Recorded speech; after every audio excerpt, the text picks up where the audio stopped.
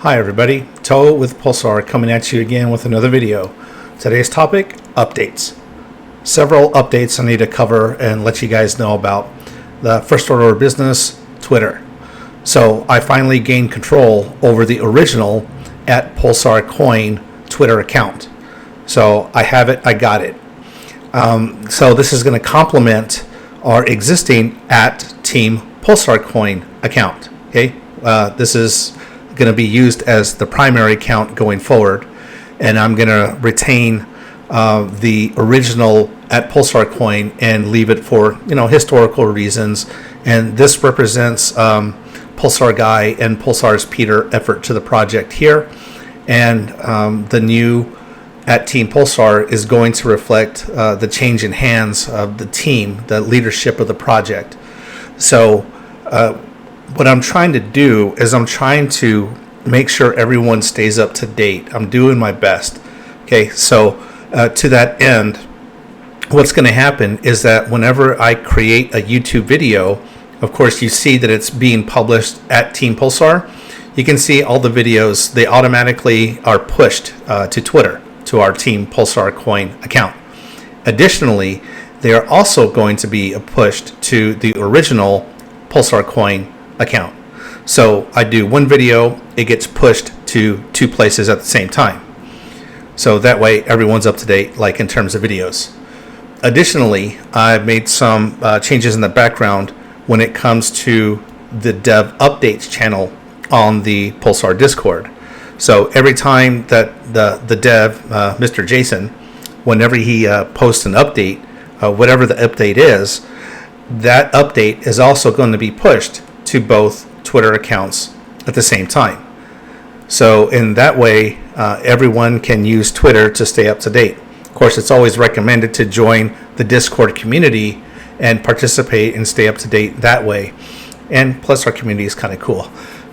Additionally, in our links, when it comes to the Twitter, we have this link tree Team Pulsar coin. So what this allows me to do, and you can see it on both the original or our newer @Team Pulsar. So there's our link tree and @Team Pulsar, and there's our link tree. And I'm showing you it's me, Toe. I have control over both of these accounts. Okay, so I click the link tree, and what's cool about link tree is that I can update these dynamically. So I can add various links to this. I can remove them. I can change them. I have control over this. And just for a point of order, all these passwords, I don't just have them by myself. I share them with developer Jason as well, so he's fully aware on how to access these accounts. So we are avoiding problems of the past where only one person had access to all of social media and everyone depended on that one person to get updates out. So multiple lines of access here. Okay, so Linktree, it has a proposal. You can get up to date and read about the project. Of course, I share the Discord on our Linktree. I have the Exchange that we use on our Linktree, the Explorer, the GitHub, everything, like the YouTube, everything is here on the Linktree. Additionally, I want to share with you our website, pulsar.conf. Now, we've made changes in the background. We had to forward over pulsarcoin.org to pulsarcoin.info. So once again, this reflects the change in leadership. So here we are on our new website. And so I have links to the Discord, the exchanges. Okay, I link to the Explorer, of course. And of course, I link back to the website. Socials is once again Linktree. You can see the little link change here at the bottom. Team, it's letting you know that the team is now using a multi-sig wallet. So it takes 3 out of 4 people to agree on a transaction from the team wallet address before that transaction is processed. And additionally, the team has a Litecoin wallet that functions the same way. You need a number of people to sign off on a transaction before that transaction goes through. The nice little wallet page here, easy download to the GitHub. Download GitHub for your desktop wallet. and links to the Discord, the Pulsar Discord, to participate with the Discord Pulsar wallet. So lastly, I wanted to cover this pretty cool feature that just rolled out today. In fact, this is the node map, and it's in beta. So what we're doing here is that we're getting the addresses from the wallet, the IP addresses that are in the wallet, and we're plotting those IP addresses out according to their geolocation.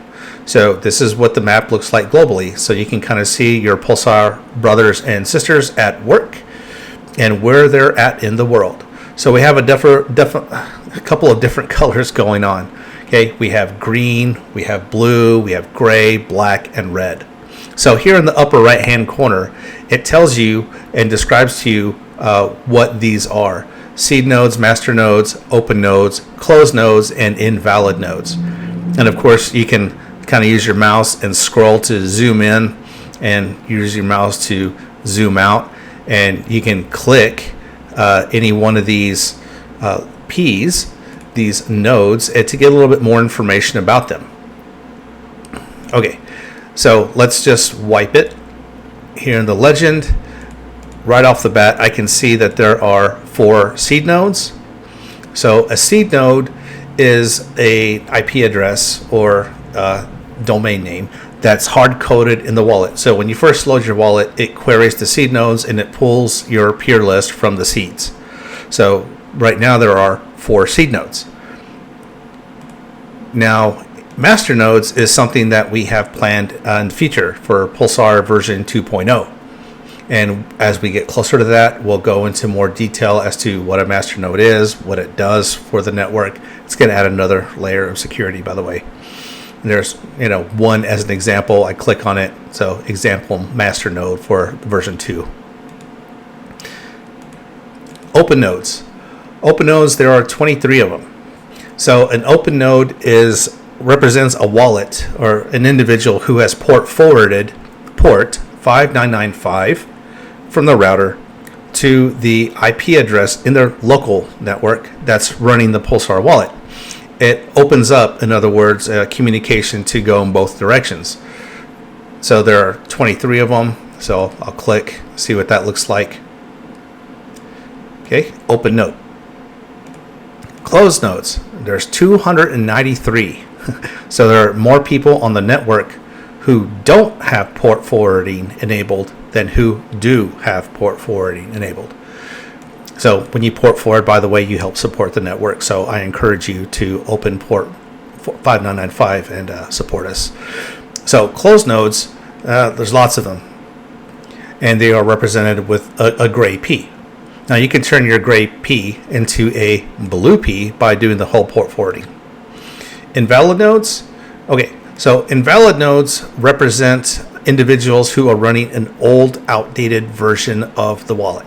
Okay, these people missed out on updating their version 113, 114, 115 of the wallet. Okay, the latest version right now, as of March the 18th, 2024, latest version is 116.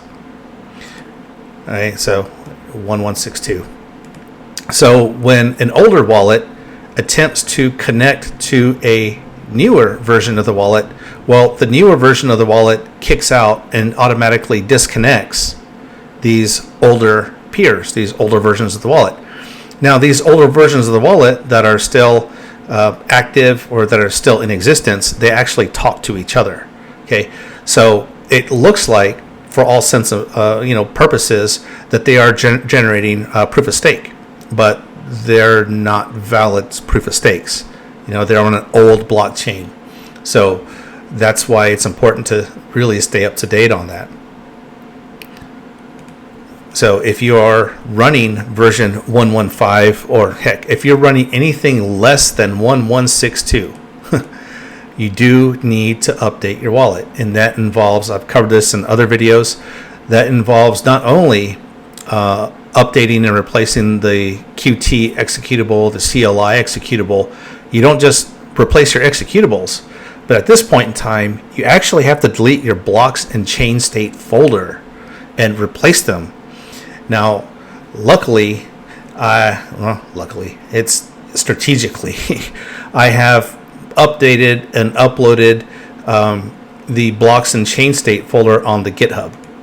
So if we go to Pulsar GitHub, we can click on releases, and we see that blocks and chain state has, the most recent version that's here anyways is March the 13th of 2024. So you would have to replace, don't just overwrite it, delete the old blocks and chain states folder from your old wallet and replace it with all this data right here, or else you'll be garbling it up. If you didn't update before the fork, then technically everything that you've done since the fork just is not compatible with the current blockchain. Okay, a little bit more than I went over a little bit more, but that's okay. Information is good. I recommend that you reach out and join our Discord, participate in our community, ask questions, and watch my other videos. And by the way, do like and do subscribe to the videos. It helps me out, and it helps put my videos in front of more eyeballs, which will kind of entice and encourage more people to participate in the Pulsar ecosystem, which is our goal. We want growth, and we want a good, nice, healthy, active community, which I'm taking steps to ensure that happens by making sure these videos are pushed out to our existing Twitter and to the original Twitter, Pulsar Coin and at Team Pulsar. So if everything works right, you should see this video pop up on these two different Twitter accounts. So enjoy, have a good evening. Thanks for listening to me, and take care. Good night.